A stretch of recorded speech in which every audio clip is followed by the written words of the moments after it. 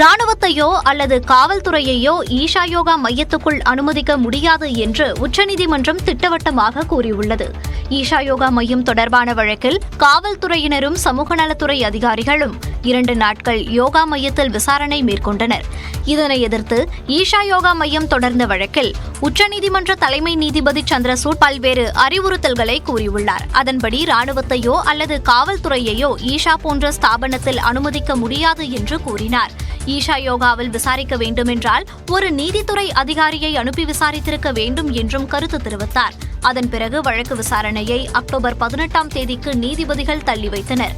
இதனிடையே காவல்துறை விசாரணை நடத்த உச்சநீதிமன்றம் தடை விதித்த உத்தரவை வரவேற்பதாக ஈஷா யோகா மையம் தெரிவித்துள்ளது. தமிழ்நாட்டில் 14 மருத்துவக் கல்லூரிகளுக்கு முதல்வர்களை நியமனம் செய்து தமிழ்நாடு அரசு உத்தரவிட்டுள்ளது.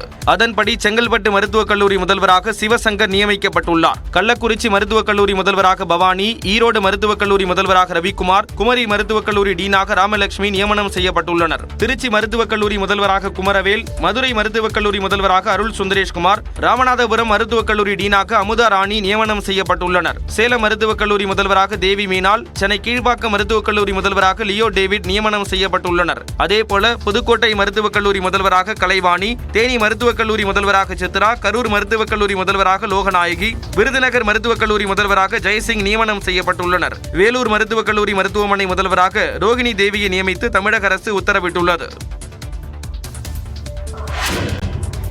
துணை முதலமைச்சர் உதயநிதிக்கான அதிகாரங்கள் குறித்து அக்டோபர் 8ஆம் தேதி முடிவு செய்யப்படும் என தகவல் வெளியாகியுள்ளது. முதலமைச்சர் மு.க.ஸ்டாலின் மாற்றியமைத்த அமைச்சரவையில் செந்தில் பாலாஜி, ராஜேந்திரன், கோவிட் செழியன், நாசர் ஆகிய 4 பேர் சேர்க்கப்பட்டனர். மேலும் 6 அமைச்சர்களின் இலாக்காக்கள் அதிரடியாக மாற்றப்பட்டு அமைச்சராக இருந்த உதயநிதி ஸ்டாலின் துணை முதலமைச்சராக நியமிக்கப்பட்டார். அதனைத் தொடர்ந்து புதிய அமைச்சர்களுக்கும் துணை முதலமைச்சருக்கும் ஆளுநர் ஆர்.என். ரவி பதவி பிரமாணம் செய்து வைத்தார். இந்த மாற்றத்திற்கு பிறகு முதல் முறையாக வரும் 8ஆம் தேதி அமைச்சரவை கூட்டம் நடைபெறவுள்ளது.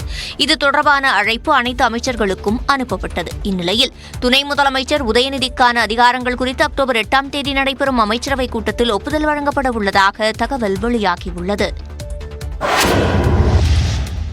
சனாதன தர்மத்தை அழிப்பேன் என்று கூறுபவர்கள்தான் அழிந்து போவார்கள் என தமிழ்நாடு துணை முதலமைச்சர் உதயநிதி ஸ்டாலினை ஆந்திர துணை முதலமைச்சர் பவன் கல்யாண் மறைமுக விமர்சனம் செய்துள்ளார். திருப்பதியில் நடைபெற்ற பொதுக்கூட்டத்தில் பேசிய அவர், சனாதன தர்மத்தை தாக்கி பேசுபவர்களை கண்டும் காணாமல் இருப்பது மதச்சார்பின்மை ஆகாது என்றார்.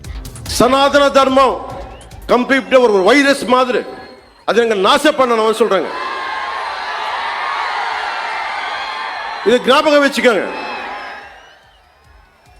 Whoever said this, let me tell you, sir, you cannot wipe out Sanatana Dharma. I will tell you why.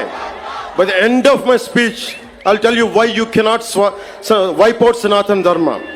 If anyone tries to wipe out Sanatana Dharma, let me tell you, from the feet of Lord Balaji, you will be wiped out. சனாதன தர்மத்தை யாராலும் அழிக்க இயலாது எனவும் பவன் கல்யாண் கூறினார்.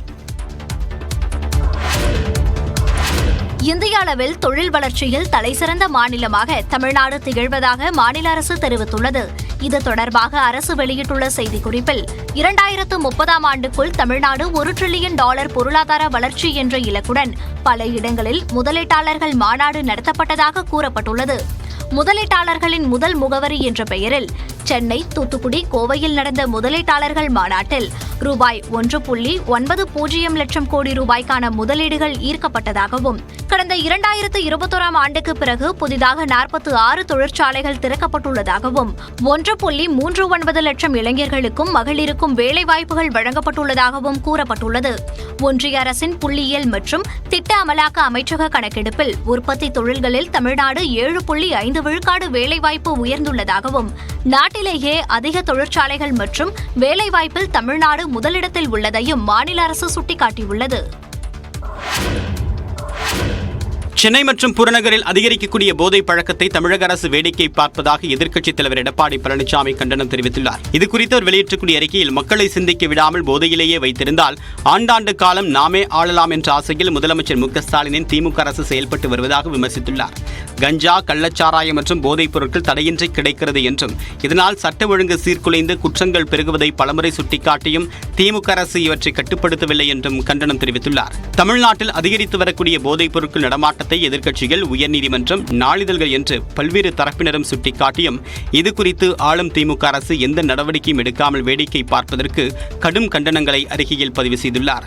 அகங்காரத்தோடு துக்ளக் தர்பார் நடத்தக்கூடிய முதலமைச்சர் மு.க. ஸ்டாலினின் திமுக அரசுக்கு தமிழக மக்கள் விரைவில் பாடம் புகட்டுவார்கள் என்று எச்சரிப்பதாகவும் எதிர்க்கட்சித் தலைவர் எடப்பாடி பழனிசாமி தெரிவித்துள்ளார். மதுரை துணை மேயர் புதிய பிரச்சனையில் சிக்கியுள்ளார். வாங்கிய கடனுக்கு வீட்டை எழுதி தரும்படி பெண்ணை மிரட்டியதாக அளிக்கப்பட்ட புகாரில் மதுரை துணை மேயர் மீது காவல்துறையினர் வழக்கு பதிவு செய்துள்ளனர். ஜெய்ஹிந்த்புரத்தைச் சேர்ந்த வசந்தா என்பவர் வாங்கிய கடனை திருப்பித் தரவில்லை என்று கூறப்படுகிறது. இதையடுத்து மதுரை மாநகராட்சியின் துணை மேயரான மார்க்சிஸ்ட் கம்யூனிஸ்ட் கட்சியைச் சேர்ந்த நாகராஜ் தனது சகோதரர் மற்றும் நண்பர்களுடன் சேர்ந்து வசந்தாவையும் அவரது குடும்பத்தினரையும் மிரட்டியதாக சொல்லப்படுகிறது. பெற்ற கடனுக்கு ஈடாக வீட்டை எழுதி வைக்கும்படி மிரட்டல் விடுத்ததாகவும் சாதிய ரீதியாக பேசி தாக்கியதாகவும் கடந்த ஜூலை மாதம் காவல் நிலையத்தில் வசந்தா புகார் அளித்தார். எனினும் எந்த வழக்கும் பதிவு செய்யாமல் இருந்தது. இதையடுத்து மாவட்ட நீதிமன்றத்தில் வசந்தா மனு அளித்தார். அதன் அடிப்படையில் துணை மேயர் நாகராஜன், அவரது சகோதரர் ராஜேந்திரன் மற்றும் நண்பர்கள் என 5 பேர் மீது 6 பிரிவுகளின் கீழ் வழக்கு பதிவு செய்யப்பட்டுள்ளது.